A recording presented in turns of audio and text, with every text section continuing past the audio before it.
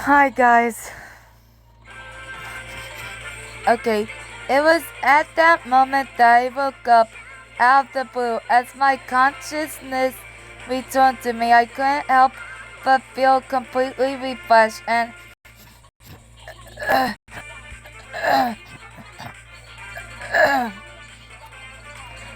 thank goodness, I said without realizing.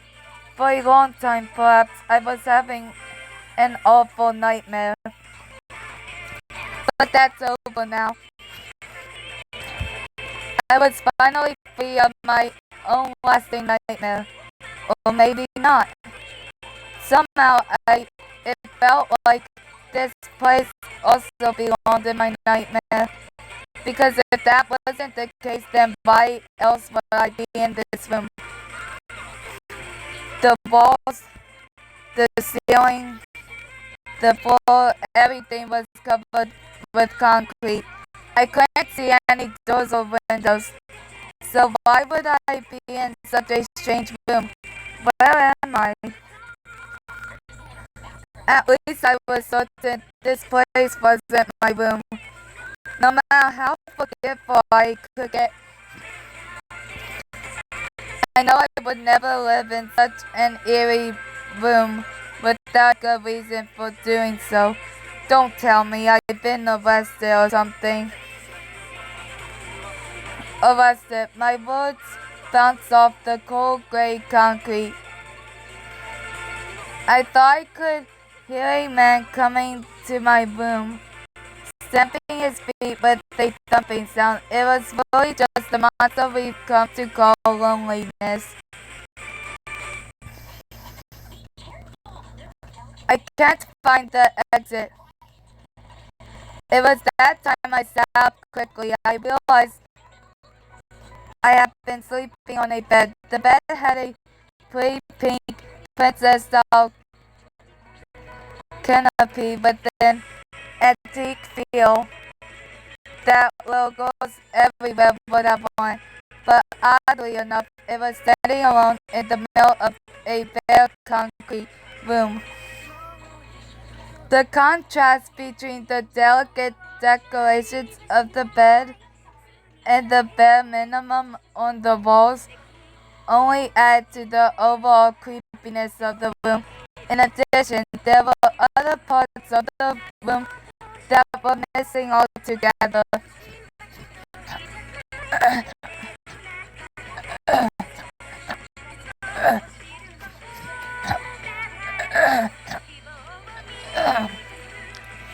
If this room was perfectly complete, then it would have a furniture and a door, but this room was absolutely missing those factors.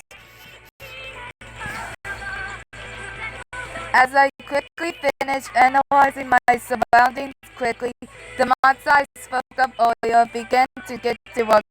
My fear and anxiety felt like it turned to pitch black tar, and it felt as though it wanted to steal my freedom of movement. Oh, a moan snuck past my shaking and trembling lips. The room's outline and shape started to slowly distort. Tears began to appear in my eyes, but it's no use crying over this situation. It's no use to cry. I held out for dear life, and despite my intention to hold them back, the tears that gathered in my eyes began spilling out. Good morning, madam. Stalled. I realized there was a female maid standing next to the wall. Good morning, madam.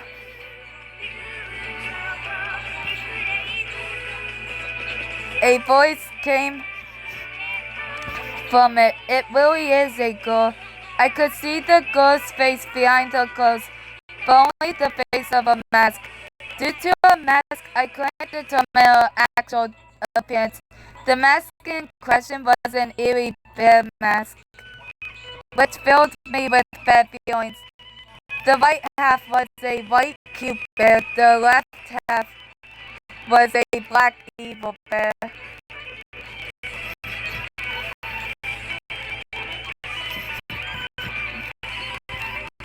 The girl wearing maid clothing faced me and spoke to me in a happy tone. Good morning, madam. I have prepared some tea for your morning routine. I don't think I'm a madam. The girl didn't appear to hear me as she simply walked over to me and shoved the silver tray as she held on to me. On top of the tray was a teacup with a floral pound on it. Steam rose from the teacup and disappeared into the air. Thank you. My throat was parched after waking up and was in desperate need of moisture. Forgetting my prior caution,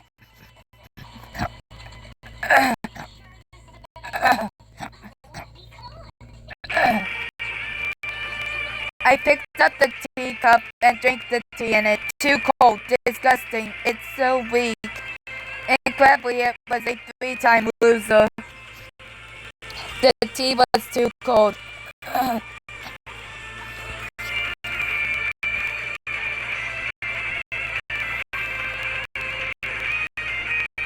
Unable to hide my expression, I placed the teacup back on the tray. I shall be taking my leave now, the barmaid said as she turned on her heel and began to walk somewhere. Wait, where are you going? I quickly called out. What was that? As the barmaid asked me, she knocked on the wall in front of me. Just like in a ninja temple, after she knocked once, the wall rotated around. And a hidden door?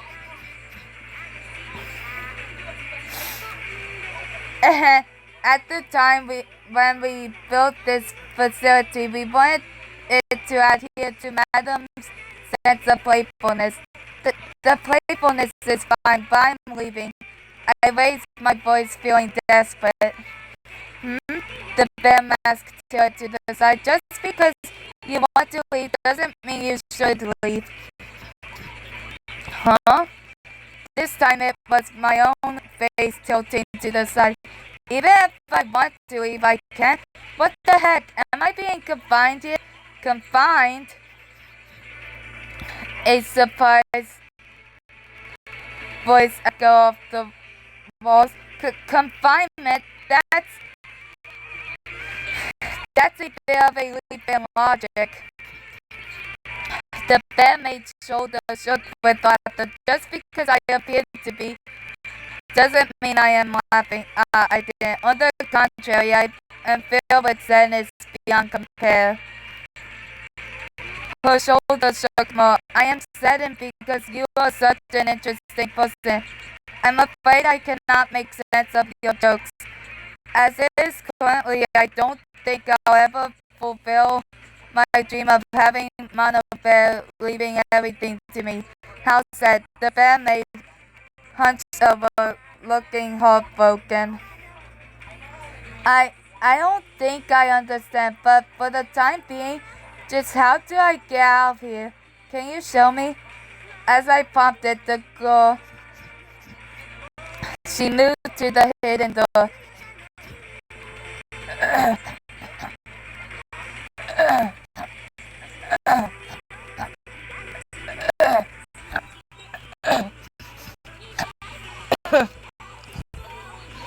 I looked around the room to find my bag beside my bed.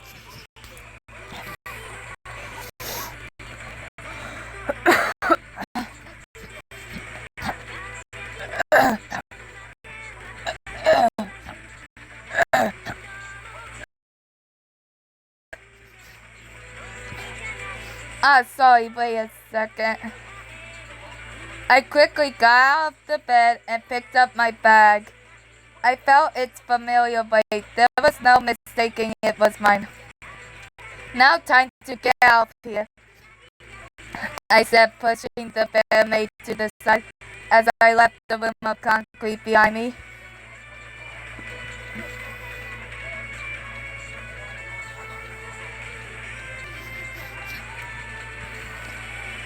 What awaited me outside the room was a strange sight indeed.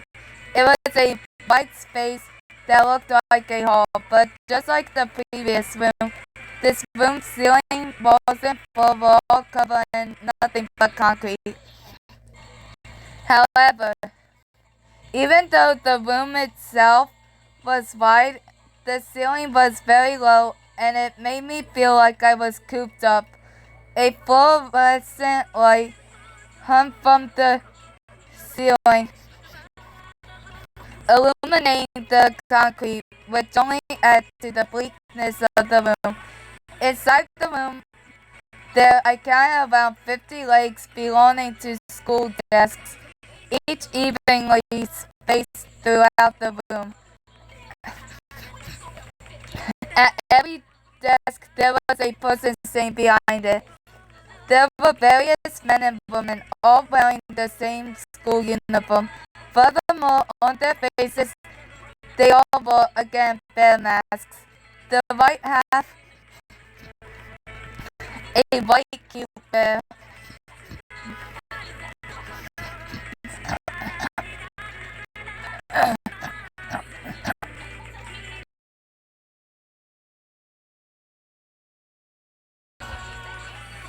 The right half a white cute bear, the left half a black evil bear. Hey, that bear just seems popular, doesn't it? The man next to me, wearing the same mask, answered me. That is not a bear, that is Mono Bear. Mono Bear? I didn't really care about the name at all. All I could see was many men and women all sitting at school desks wearing the same school uniform with weird and creepy masks. There was nothing else I could focus on apart from the strange scene in front of me. Even so, I noticed that in front of the mono bear heads, still seated at their desks were monitors. The mono bear heads all stared at the monitors, almost like they were preparing to eat them. From where I stood, I could only see the back of the monitors. I had no idea what kind of video they were playing. All the same, they appeared to be focusing all their attention to them.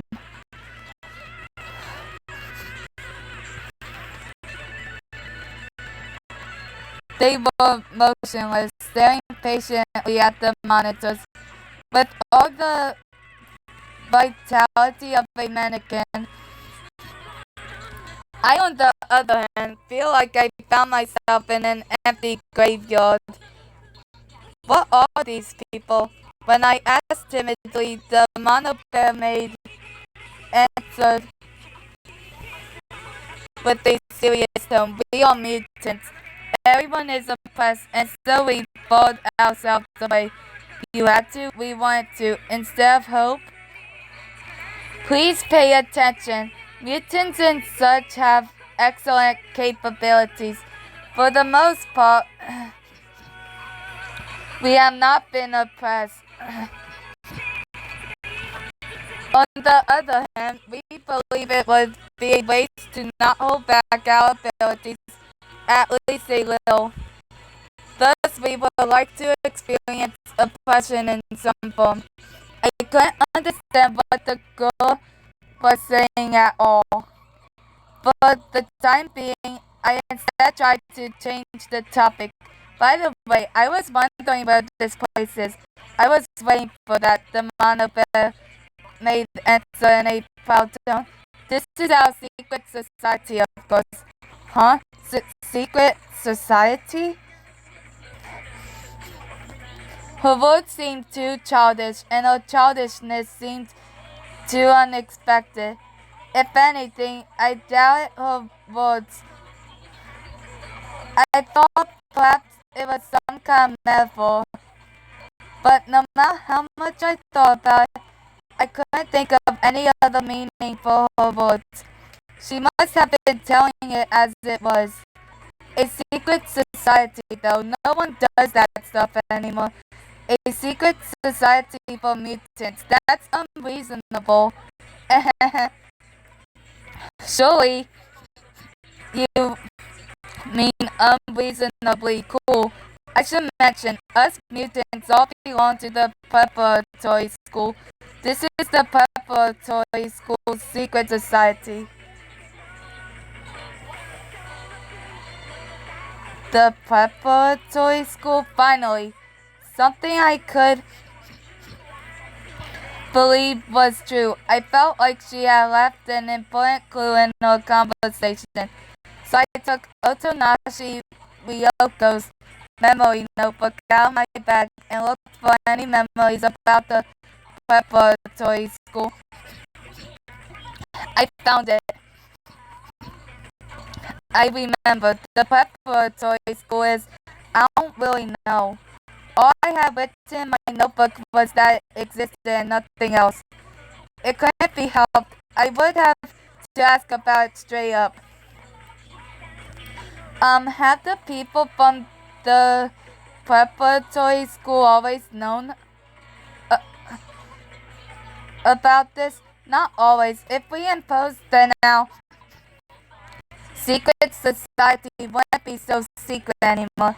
A secret society must act as a secret society, and so must move as a secret society. But isn't it still imposing to create a base here? You can't keep it a secret, can you?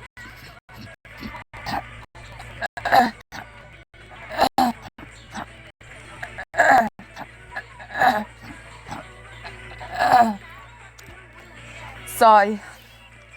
I must insist you refrain from saying such strange things. The mono bear maid suddenly sounded angry. I have yet to hear anyone claim about existence. Here in the basement beneath the West District, we have quietly and silently created our secret society. Do you understand? And the West District is most suitable for the secret society due to the fact that the reserve students and staff are located in the West District. It means the regular staff do not visit anywhere near as much as they would otherwise. Furthermore, there's very little extracurricular activity here and clubs meet at the club rooms. And also, this is the basement of a club room.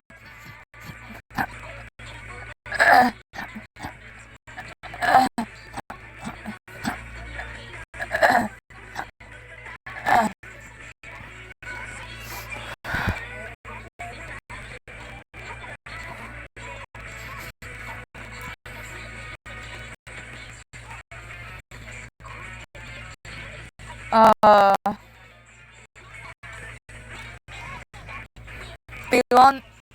Wait. Furthermore, this is very little extracurricular activity here and clubs meet at the club rooms. And also, this is the basement of a club room belonging to a now inactive mystery study group. That makes it more opportune. In the West District, beneath an abandoned club room belonging to an inactive mystery study group, there is a basement. And that's this place? I looked around. Again, there was a slight feeling of being trapped within such a wide hall. Even so, there were several doors throughout the hall's walls. There seemed to be another small room at the back of the hall. Across the hall, diagonal to me, I saw the entrance to another passageway. It looked to be a fairly long one at that. I couldn't see the end of it at all. Can such a large basement really be underground here? You don't believe me? The mono bear maid asked, suppressing a laugh. It seems to be so much easier to not believe me. That's why it isn't despair. As I said that, I could feel something in the depths of my heart become uneasy. What a foul word. Instead, I tried to shake off the word quickly and ask a question which had appeared in my head. Anyway, I understand that you're a secret society, and I understand that this is your secret base, but why are you a secret society to begin with?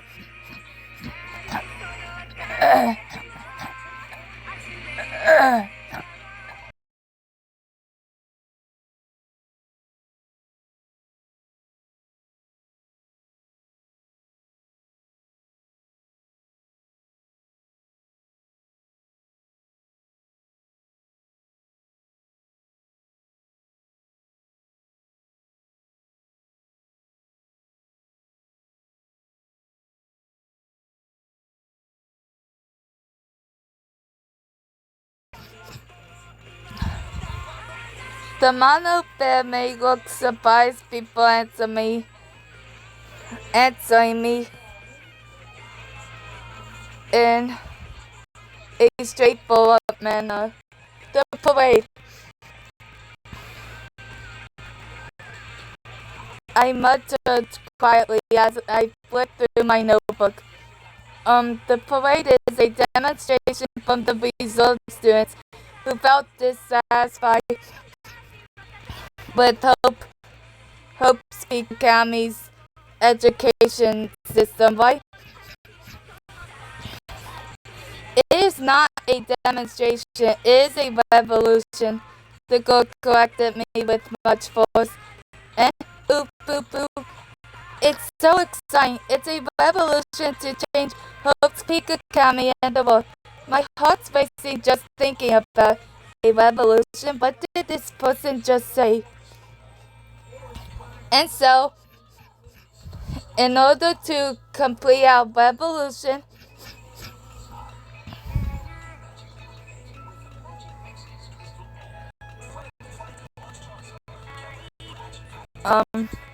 we must destroy Hope's Peak Academy's perfect girl fantasy world. The school pushes for hope too much.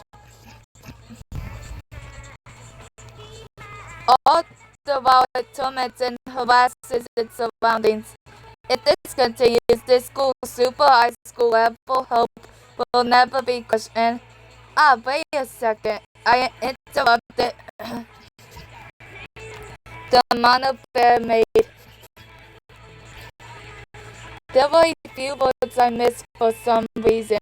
What super high school level hope? Oh, the mono bear made raise her voice in exclamation. You're trying to test me with your words, aren't you? That's quite alright. I'll answer your question in a flawless manner. I wonder why she's taking so much time to talk about such an apparently important matter. I mean, if their society is so secret, then they shouldn't have to bother keeping secrets, right? But with all this extra unnecessary speech she used, she seemed very happy that someone was listening to her story. Ahem. Super high school level hope is the absolute talent which surpasses all other talent. A genius among geniuses. The pinnacle of human evolution, so to speak.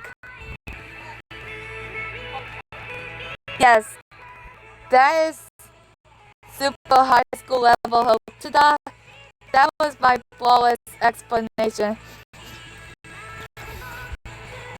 Sorry, I stopped paying attention.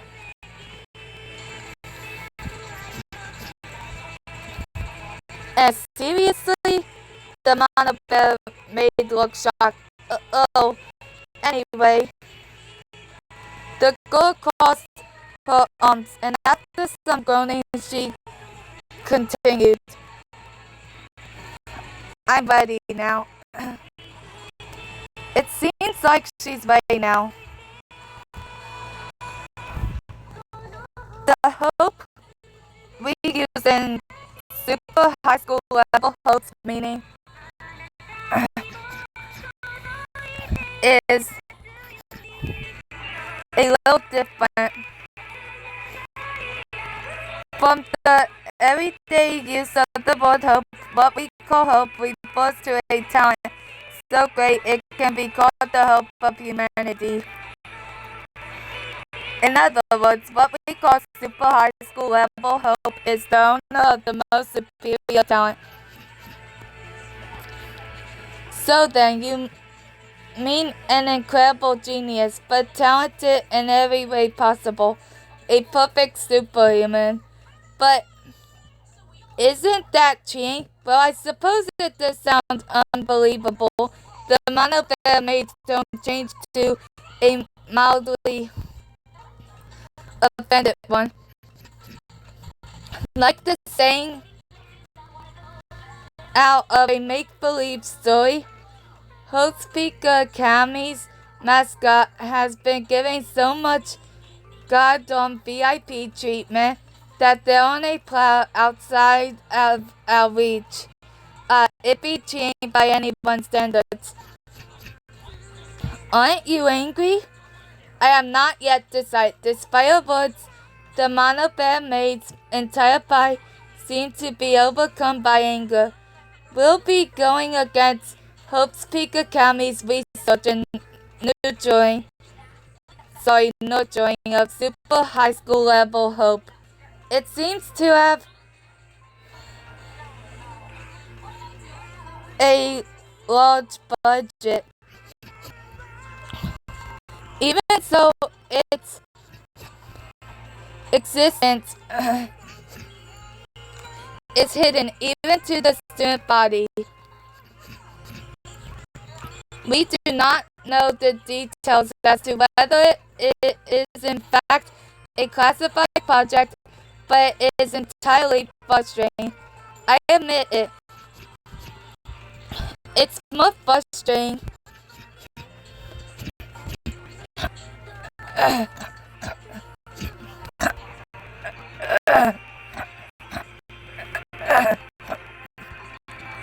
than anything I have ever experienced. The research funding is being taken out of the preparatory school's precious budget. This school is literally stealing our money and our hope and devoting it entirely to super high school level hope. They're using us as a launch pad for their stupid little make-believe story. Is that what this school calls hope? If it's for the sake of that ultimate talent, they don't care what we have to say about it. Is it not worth to even think about those with no talent? Well, calm down a little, or not.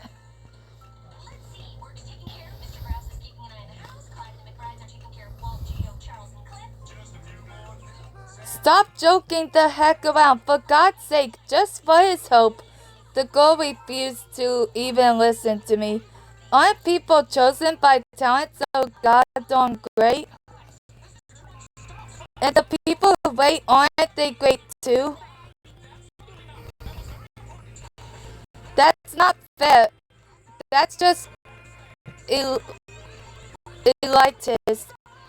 It's fine if all us useless earthlings die just for the sake of those celestial few, isn't it?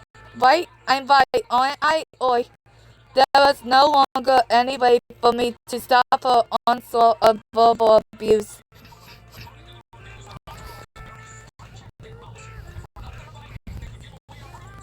That hope that they praise as being so mighty is covered Every little bit of hope in this school is covered. Oh, incoming. The festival of stuff is on its way. Stuff, stuff. Her words overflow with nothing but hatred. Her hatred was not half-baked either. It was a hatred like a deadly poison. She seemed to be referring to not just super high school level hope, but also Hope's Peak Academy itself, and furthermore, the very concept of hope, etc. I wrote all this in my notebook, but soon my hand came to a stop. Huh? I returned my attention to the notebook. Originally is what I would say, considering this notebook fundamentally acts as my memory. Originally, I was suspended from school. It also mentioned super high school level hope, the parade, the preparatory school, and Hope's Peak Academy. Huh? But this has nothing to do with me. This has absolutely nothing to do with Otonashi Ryoko. This has nothing to do with me. I said so quietly. I doubt it was audible to anyone. My voice sounded so dry it was like a desert. It had seated itself deep inside me. What do I have to do? The mono bear maid took a deep breath and looked shyly to me. She looked like she had finally calmed down. Nothing. That's right. Since this situation has nothing to do with me, so then I should quickly escape from this place. That also has nothing to do with me. Hey, do you happen to know where a bathroom is? I need to excuse myself for a moment. Is it a number 1 or a number 2? Do I really need to announce myself before going? No, but you see, we only have one bathroom. So if someone were to use it for a number 2, then it would have disastrous consequences for others who wish to make use of it. It's Die Hard, it's Die No, Die Buken, it's Die and Cries. Okay, for now I'll just go to the bathroom, I said, and began to run like I was escaping. Well, to put it more exactly, I was running. Well, actually,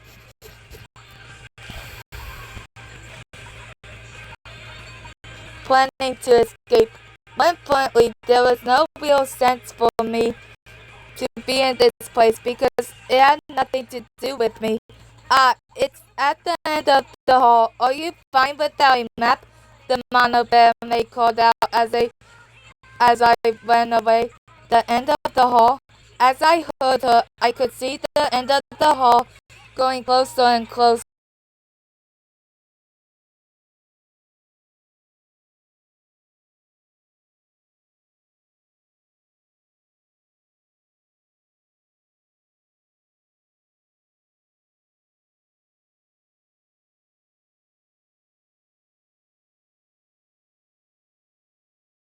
Hall between the mono bear heads who were still at their desks. They didn't even bother to glance at me. Their eyes were still plastered to the monitors in front of them. Just what is it they're so engrossed in? I knew it had nothing to do with me, but curiosity had taken over my otherwise calm appearance, so I looked back. Huh? It was completely black. Every monitor was a pitch black. None had a single image projecting on it. I'll start again soon, so the mono bear heads sitting in front of me said in monotone. Phase 1 has just ended. Phase 2 is now beginning. Interrupting the robotic words being spoken in unison, the monitors all lit up. Hope's Peak Academy presents Young People Test the True Extent of Your Hope to Win. You've all proved yourselves to be more talented than anyone else. For your own hope, you must kill more than anyone else has. The final exam of mutual killing has now begun. Phase 2. It's used a lot of flashing words, taking up the full screen. Even the local television stations refuse to use it to such an extent nowadays. What the heck? Such a question appeared in my head for a moment, but it was truly only for a moment. The image on the screens changed. It changed to red. It was almost like each monitor had been completely covered in bright red cellophane. I looked closely, and in the red I saw something wiggle, what seemed to be a person, I suppose. In the room of red, the walls and floor were dyed crimson. I couldn't make out distinct features, but a body covered in red rising from the ground, wiggling and writhing like a worm. The camera captured it all in bird's eye view.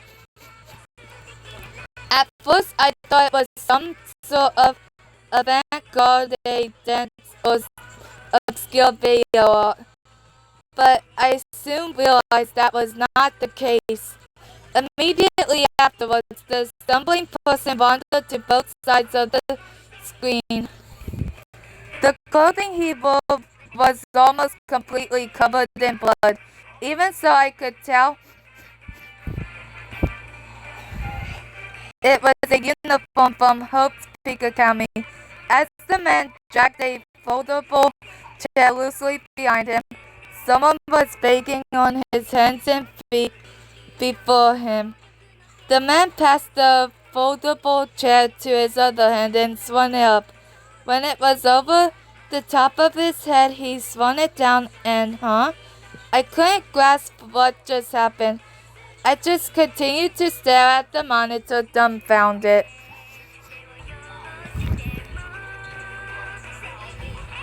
The foldable chair was swung down an innumerable amount of times. He continued to swing it down on the groveling man without hesitation. The camera's angle changed and showed the face of the man swinging the chair close up. He seemed to be shouting something over and over again. Ah! Turn up the sound! The monitor head sitting in front of me turned up the volume on his monitor. I could hear his yells emit from the monitor. His voice only grew louder and became heart-wrenching screams. I don't want to die! Apart from the anguished cries, I could hear another sound ringing out. Squelch, splat. It sounded like yogurt and cartilage being mashed together. Every time the man swung down the chair, a sound would ring out. I'm squished. Not bad, splat. It's not my fault, slosh. So squelch. I'm not bad, squat. At that point, the foldable chair broke, but the boy groveling in front of him was long past broken. His head was beyond recognition. Instead of looking like a squashed tomato someone had dropped, around it was a mixture of blood and brain fluid. I was beyond the ability to adequately communicate my level of horror. In the monitor, the skull was split open and the corpse was spilling out its fluids. I couldn't look away from the body. I couldn't even move at all. I stared at the monitor, stunned and totally dumbfounded. That's enough, the man in the monitor said to himself as he shook and trembled. I've already killed those other two. That should be enough. The boy's words were interrupted by the sound of thick glass breaking. Before he could come to his senses, another man stood behind him with a ball in his hand. Without warning, the newcomer beat the first man down with a single blow aimed at his head. Ah! Ah! As the man clutched desperately at his face with both hands, he roared like a wounded animal. Suddenly, with some abruptness, he ran from the room, thrashing in agony. Wait, the ambusher tailed after him with unsteady steps. The image on the screen once again changed. Instead, it now showed a corridor. In the corridor was a running man whose face was drenched in blood. Small pieces of glass had embedded themselves into his eyes and caused them to bleed. Save me! He screamed out in a slurred voice. His mouth seemed to open and morph into the shape of a grin. But of course that was not the case. His lips were torn open and he was not long able to close them. Standing in the front of him was a trembling girl. The girl stood alone in the gloomy corridor, holding a cleaver tightly in her hands. Her creepy appearance filled even me with fear. However, the man bunny didn't even see her. As he screamed in pain, he ran towards her. As the girl readied herself into a defensive position, she thrust her cleaver up. At that moment, the boy swung down his head. Squelch! The cleaver sunk into his skull on impact. The shards of glass stuck in his eyes were thrown out. The man continued to run forwards for a few steps before finally collapsing. As the girl's entire body shook and trembled violently, she patiently stared at the corpse. I don't want to die. I had to. The volume on the monitor wavered with a trembling voice. Behind her, I could see the figure of another high school student with an iron pipe in his hand, sneaking towards her. I finally managed to look away. It was nothing but a movie made in bad taste, and ridiculously bad taste. This was some survey of the results students had made, right? In that case, it really was scary. More than just scary, it was bursting with realism. The dead people were an image that could be associated with cold, which in turn could be associated easily with the illusion of death. The warm blood seeping from the bodies of those dead is incomparable to the heat emitted from their bodies during the time of their life. It fogged up the lens on the camera with the humidity. It was like an immense heat that followed death. But just what on earth is going on? It's just so insignificant, isn't it? Much to my surprise, one of the mono-bear heads sitting in front of me, still staring at a monitor, asked me, "This is hope? This thing is hope?" The boy murmured, sounding honestly uninterested. He spoke, sounding completely immersed in despair. At some time in their life, everyone will come to a point where they only think of themselves, and so it's mutual killing. Up until this point, people would say it's important to have hope, so they'll do anything to protect it. People like us have abandoned that nasty habit. After all, it's just an insignificant little thing. He seemed irritated at his own words. His irritation only became more apparent as he spoke. Suddenly, he began to breathe heavily. How long have you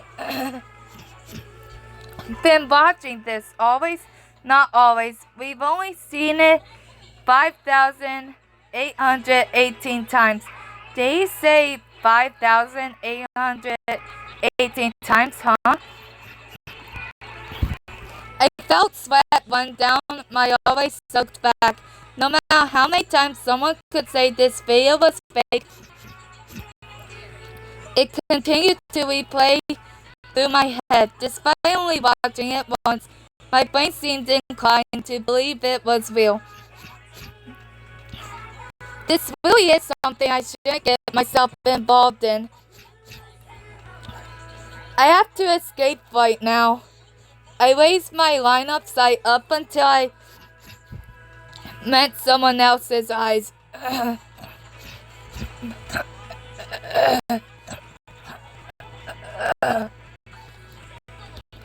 On the other side of the hall, the Monobear maid looked at me with patient eyes.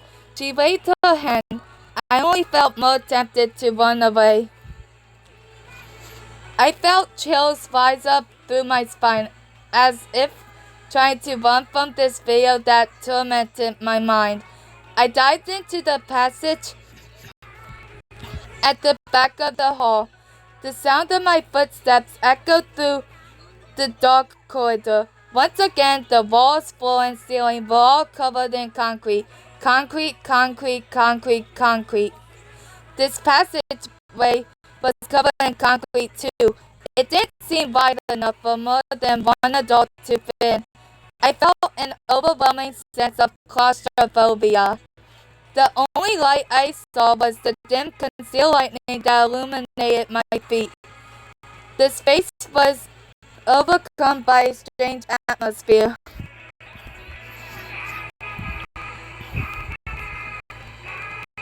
I ran down the passageway and suddenly I realized I had no idea why I was running down a passageway. Anxiety took hold of me.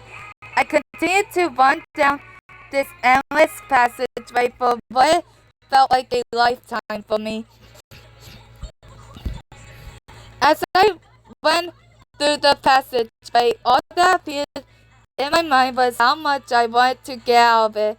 My feet suddenly stopped moving. In front of me, another concrete wall stood in my way. It seems like I reached a dead end. To both my left and my right were bare concrete walls. But on the concrete wall in front of me, I saw a door leading to another small passageway. Is this the exit? Holding that belief in my heart, I reached out to the door with my hand. It didn't need a key or anything. The door opened easily. I peeked behind it with high hopes. I felt a bout of deja vu. Just more concrete. It was a small room with its walls, floor, and ceiling all covered in concrete. But at the back of the room was a bizarre spectacle. Two parallel sets of iron bars. A jail cell. I walked forward carefully and stood in front of the bar, great to my right first. On the other side of the bars floated a dark black mist. A chilly, cool, and ominous air dripped out from the darkness. I timidly tried to look at the other side of the grate. "Who's there?" a voice called out from inside the darkness. My heart jumped in shock. "Eek! Who's there?" I heard the hoarse voice of an old man. He sounded like he was being overly cautious of something awful. There, where do you mean?" My shaking voice bounced off the walls. From the back of the cell, a shadowed silhouette appeared. They remained seated in a chair with their head hanging down as if they were asleep. Are you okay?" Even so, the person showed no sign of hearing me. I tilted my head to the side. It's no use anymore. The voice did not come from the cell in front of me as I had expected, but instead the cell next to me. He hasn't been responding since yesterday. Don't you know it's useless? Useless? What's useless? I once again looked at the cell in front of me. My eyes finally adjusted to the darkness. The face looking downward, blanketed in darkness, slowly became more clear. The face had lost its vitality. His surprisingly long, dark red tongue lolled out of his mouth sloppily. I knew at first glance he wasn't sleeping, he was dead. Eek! I screamed as I stepped back and subsequently ended up landing on the floor after misjudging my footing. It seemed so real.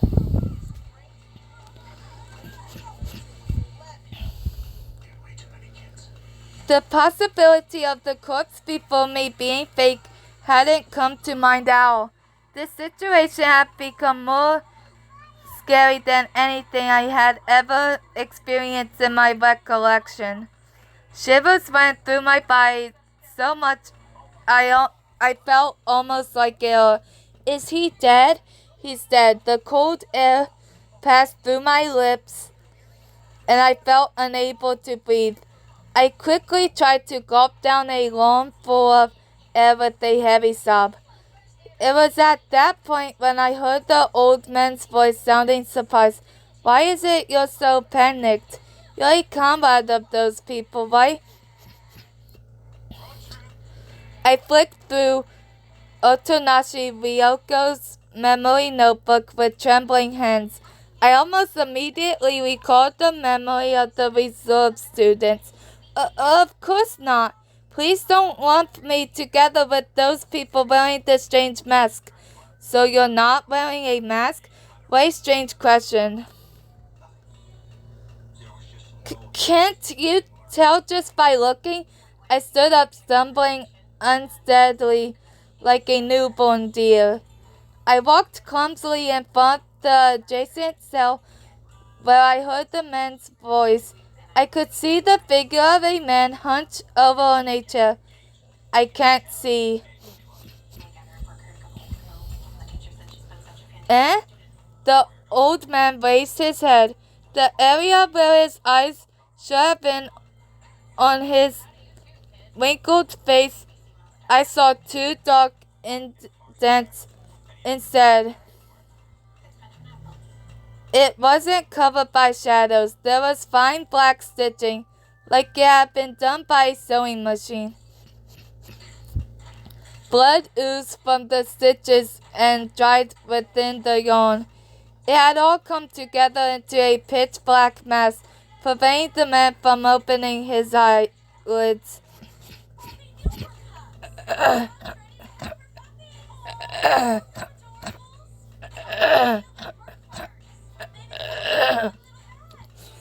Ugh! I felt a severe bout of nausea as my stomach threatened to empty itself. I covered my mouth with my hands quickly. You seem surprised seeing this. You really aren't with them. The old man's voice suddenly changed to a pleading tone. Please, can't you help me? Help me escape from this place? I couldn't thank you enough. So I'm begging you. Because of the skin around the desperately begging man's eyes, it was almost impossible to discern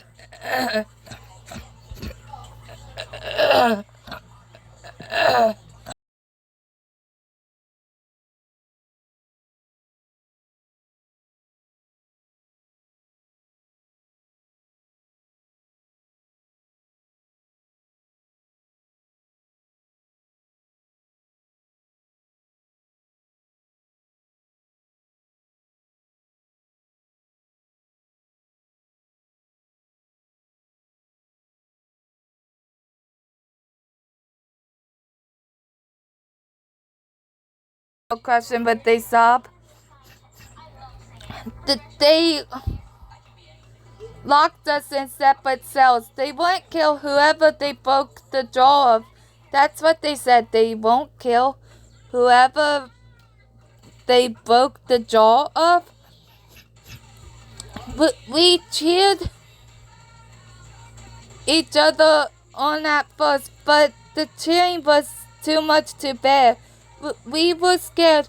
If only we thought betraying them earlier, there wasn't a choice. So the old man's voice somehow went even lower. So they broke my jaw. He faced the other set of iron bars.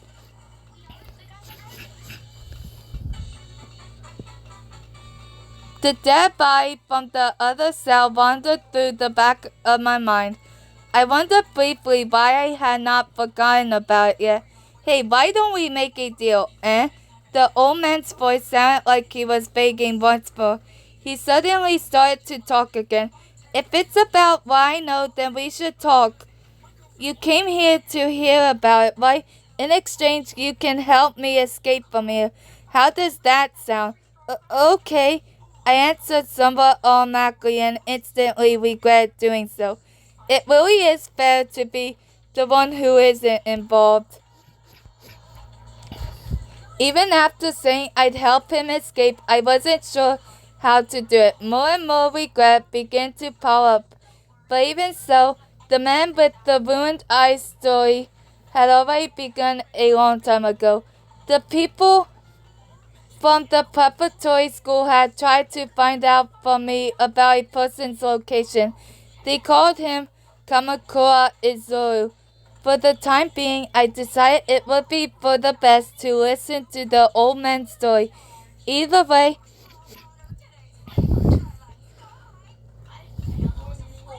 it didn't seem like I had any real choice. I'd have time to think about it after the story. I do not know where they found out, but they knew for a fact that we were hiding Kamakura.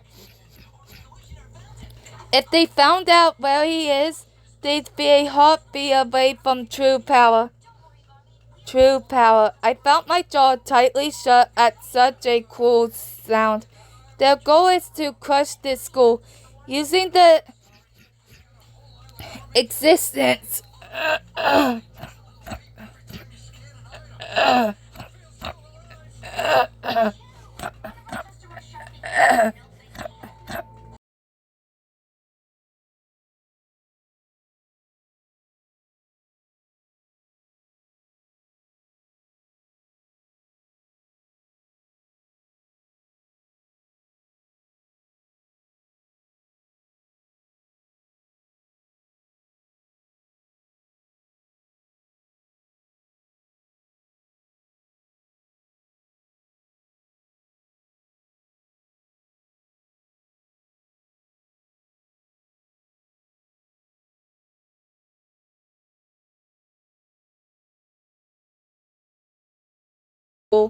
But what can I do? If this keeps up, we'll be handing Kamakura to the preparatory school on a silver platter. And there's no mistaking it'll be the end of Hope's Peak Academy. Even if you say that the old school building, Kamakura is there. Please wait. I ended the conversation prematurely with an interruption. Quickly, I wrote in Otonashi Ryoko's memory notebook, old school building. But then, I suddenly felt an attack of dizziness. I struggled to stay upright. What's happening? Until just a short time ago, we used to have a large amount of guards there. Officially speaking, before the demolition, we can no longer do that due to the danger, but that's not the real reason. In truth, it's because that's where we're hiding Kamakura Izuru. As I listened to his story distractedly, it happened again. I felt a dizziness beyond anything I could adequately convey. My vision was becoming a blur. As I stumbled, I laid my hand on the bars in front of me so to steady myself. Up until now, everything I've said, I knew the old man speaking was right in front of me, and yet it felt like he was in the far distance. Is the whole story as far as I know? Could you free me now? His voice sounded almost like it was being muffled. My heart pounded so hard I could hear it ring loudly in the back of my ears. Oi, what's the matter? Hurry up. The area around my eyes has been unbearably hot for a while now. I want to go to a doctor. Oi, did you hear me? I didn't. The beating in my ears was only growing louder. It completely drowned out all other sound. I couldn't hear anything anymore. I couldn't be able to hear anything anymore, and yet I could hear a single eerie laugh. Oop, oop, oop.